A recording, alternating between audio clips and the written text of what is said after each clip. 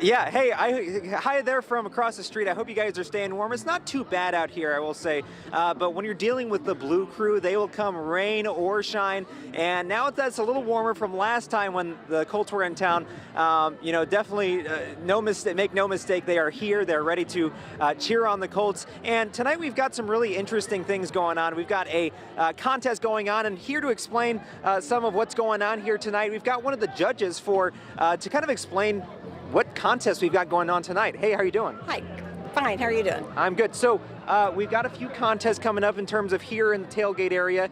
Explain to us what's going on. Well, we have two separate contests. We have Best Overall Spirited Christmas Tailgate. There's one behind you that's pretty impressive. And we have a Best Christmas Cocktail. Yeah, and so you guys got some quite a few judges out here that are just starting to judge right around now. Getting ready to start now. We have a backup judge too, because in past years we've had people tap out because some drinks are a little strong. So we do have a backup judge with us this year. Yeah, so when you look at something like this, obviously there's some very interesting choices here. We've got a bag of coal that says to Achilles tendon from Pacers and Colts fans. I mean, when you look at that, what do you think? I just think that says everything, right? This is the spirit of the Blue Crew right here in this tailgate. I mean, it doesn't get much better than that. Yeah, and so tonight, this is kind of all setting up for a big night, a must-win almost. But either way, it sounds like everyone's just out here trying to have a good time. Yes, we support our team win or lose. Of course, we like it when we win, but we also support them when we lose. Yeah. All right. Well, hey, thank you so much. Good luck judging all the different decorations and all the cocktails. Hopefully you guys stay safe. Of course, these folks are going to be out here judging, and there's going to be quite a bit of fun, really cool activities. Of course, we're going to send it back to you. We're going to check out some of these more decorations. It's going to be a lot of fun.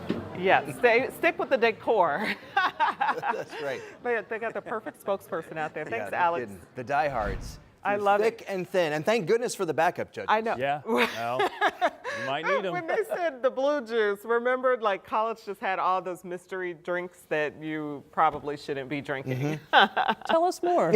Tell us more about this. We'll please. save that for the commercial break. On the commercial break, I'll explain it to you Okay, in case good. you forgot, Rob. Polish the halo as well while I'm at it. Hey, you said it wasn't so bad out there. It was a little bit on the warmer side. Yeah, not going to stay not so cold over the next several days. I don't know that I'd call it warm because we have tweaked the forecast just a little bit. Let me show you what I'm talking about. Temperatures outside are currently into the 40s. I think we're going to keep temperatures in the 40s through the next several hours or so. Do have a little bit of a south or a southeast wind that's keeping the temperatures mild. But one of the things you notice is we've been locked in with these clouds. Now, we had a little peak of sunshine during the second half of the afternoon, but very quickly some low-level clouds moved in. It's all of this right here. Okay. And unfortunately, this is going to stay with us through the next several hours. In fact, look to the south. See a little bit of these sprinkles or light showers that are showing up. I think that's going to stay in the forecast for tonight as well. Will not likely be very heavy, but keeping a chance for maybe a few areas of drizzle or light rain in the forecast, especially during the overnight hours, with the temperatures staying in the 40s really for the rest of the evening, overnight, and then we could even see the temperatures start to warm up overnight even before the sun comes up tomorrow. We'll call that drizzle for tonight, maybe with a little bit of light rain here and there. And then 45 expected for our low temperature, but probably going to see the temperatures warm up even before that. We'll get into the 50s tomorrow, much warmer, and hoping to see a few peaks of sunshine, but there may not be a lot of sunshine in the 7-day forecast. I'll show you that part of the forecast coming up. All right, thank you so much, Rob. We certainly appreciate it. We got to get to this breaking news that's just happening now at 5. A live look at the scene of a hit-and-run crash sending 3 children to the hospital. You are looking at the intersection of Stop 10 Road. This is near that intersection, Stop 10 Road and Madison Avenue. IMPD tells us 2 cars were involved. 3 kids in one of the cars were hurt, and one of them was actually thrown from the car. Police are believing the second car involved took off from the scene. Investigators are asking drivers to avoid this area. Again, this is Stop 10 Road and Madison Avenue, where we're looking at a crash right here. So we'll continue to get more info. Clearly, our crew is on the scene. We'll let you know if there's any other info that might be able to get this cleared up. And certainly hope those 3 kids will be okay. All right, happening now, a search for a missing 16-year-old boy. And this young man here may be in extreme danger and need medical help. So you are looking at new pictures that Metro Police released in just the past 2 hours of 16-year-old Robert R.J. Williams Jr. Officers say he was last seen on Broad Ripple Avenue near College Ave around 4:30 last Wednesday afternoon. Detectives and canines found his backpack, and they also found a gym bag on a dock that was along the White River the next day. So check out WTHR.com so you can get a closer look at these pictures here. Again, this is a teenager. His name is RJ Williams. They're trying to get more info. If you have any more info, we have posted the number to call. If you know anything, you can reach out to police and get in contact with them. Well, 30 is the new 21.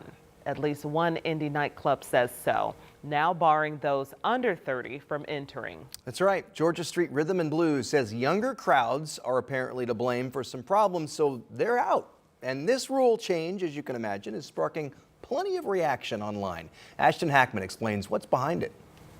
The Post pulls no punches, aimed straight at people in their 20s. The bar says they, quote, clearly do not know how to conduct themselves in a grown and sexy environment, adding Georgia Street Lounge will now be age restricted to 30 and over. A change getting plenty of comments from both sides. One commenter wrote, "That's good, should have been that way anyway." Another joked, "Do 35. Others pushed back, quote, "So y'all think 30-year-olds and older don't fight and do the most? Good luck." The bar clarified, saying people under 30 may be allowed in, but must be approved by bar staff. What appeared to be the final straw for the bar was a fight that happened here on Georgia Street Saturday night into Sunday. That post announcing the rule change came just 20 minutes later. An IMPD police report shows around 2:30 Sunday morning, just after closing, an officer spotted 4 to 6 people fighting outside the bar along Georgia Street. Police arrested a 40-year-old man who allegedly punched his sister's boyfriend during an argument. IMPD's report database shows officers have been called to the bar or nearby area more than 24 times since it opened in 2023 for fights, stolen items, and this shooting at Meridian in Georgia back on November 1st. An IMPD spokesperson said constant calls for service drain police resources, saying, quote, IMPD remains focused not only on the small number of individuals driving violence in our community, but also on the locations where that violence occurs. When a location repeatedly generates calls for service due to disturbances or violent incidents, it strains police resources and poses a risk to public safety. I reached out several times to the bar asking to speak with the owner. I did not hear back. In Indianapolis, Ashton Hackman, 13 News. All right, Ashton, thank you. Other downtown bars have faced similar scrutiny for problems with guests. We've told you about one facing a lawsuit for a shooting back in October and another fighting to keep its liquor license over problems there. Developing tonight, Metro Police are investigating 2 overnight shootings. So the first happened 12:45 on the south side. Officers tell us that's where they found a man who'd been shot and another who'd been cut. They did not tell us their conditions or if they have any suspects. Then the other happened just before 2 near English and South Shadeland Avenues on the east side, and that's where police found a woman in critical condition. She later died. The Marion County Coroner's Office has since identified her as 36-year-old Ashley Yarrow. Officers have not said if they have any suspects in this case. The Marion County Coroner is also identifying a man shot and killed on the northwest side of Indy. 23-year-old Kamani Rippey died in that shooting just northwest of 38th Street and Guyan Road. Metro Police say somebody reported that shooting just after 2 o'clock Saturday morning. They then found Rippey's body inside a home. Officers have not released any other information about that investigation.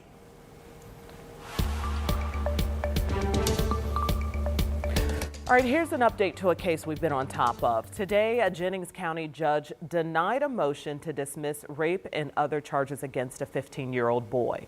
Landon Doty is charged as an adult for allegedly sexually assaulting a 7-year-old boy with autism multiple times on a Jennings County special needs school bus.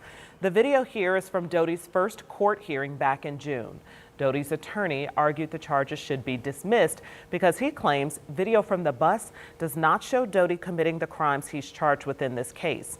The judge will be reviewing about 3 hours of bus video recorded between February and April to decide if the video can be used as evidence in the trial. Visitor restrictions are now beginning at hospitals across Marion County. It's because of a rise in all the flu and RSV cases going around. The hospitals with restrictions include Community Health Network, Franciscan Health Indianapolis, Ascension St. Vincent, IU Health, and Eskenazi. So this means nobody with symptoms like a fever, cough, sore throat, or runny nose can visit these hospitals. Also, no one under the age of 18 is allowed to visit as well.